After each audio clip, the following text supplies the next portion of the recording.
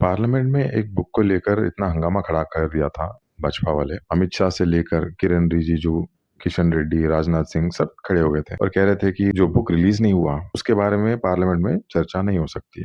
आखिर इनको इतना घबराहट क्यों हो रहा है? आखिर उस बुक में है क्या जो इनको इतनी घबराहट हो रही है? ये book actually ex army chief Manoj Mukund Naravane ji ने लिखा है। आपको पता है इस बुक में क्या है?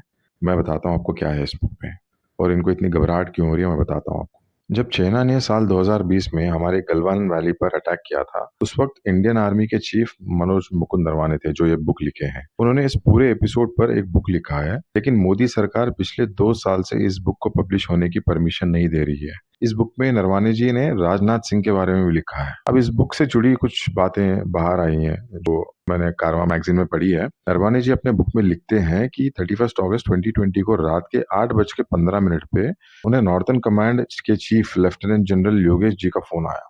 उन्हें बताया गया कि 4 चाइनीज टैंक्स रेचिनला की तरफ बढ़ रहे हैं, जहां इंडियन आर्मी के पोजीशन सिर्फ कुछ 100 मीटर की दूरी थी। नरवाने जी लिखते हैं कि इसके बाद उन्होंने defence minister Rajnath Singh, NSA Ajit Doval और फॉरेन मिनिस्टर जयशंकर को लगातार फोन किया।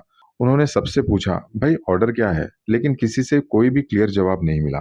उन्हें साफ इंस्ट्रक्शन दिया गया था कि जब तक ऊपर से परमिशन ना मिले तब तक कोई फायरिंग नहीं करेगा। नरवाने जी ये बताते हैं कि उन्हें रात के 10:30 बजे राजनाथ सिंह का कॉल बैक आया, जिसमें कहा गया, मोदी साहब ने बोला है तुम्हें जो उचित लगे वो करो। अब नरवानी जी अपने बुक में लिखते हैं कि पाकिस्तान के केस में फायरिंग को लेकर एक कॉमन अंडरस्टैंडिंग होती है, मतलब पाकिस्तान के साथ मामला कुछ और अलग है।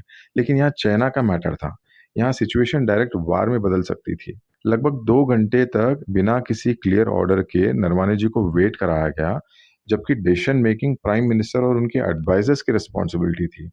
अब यही आर्मी चीफ की लिखी गई बुक पिछले 2 साल से डिफेंस मिनिस्ट्री में रिव्यू के नाम पर रोकी हुई है। और दूसरी तरफ गलवान वैली पे एक मूवी आ रहा है जिसमें मोदी को एक स्ट्रांग लीडर के रूप में दिखाया जाएगा, जैसे कि उन्होंने अपनी लाल आंख दिखाकर चाइना को समझा दिया।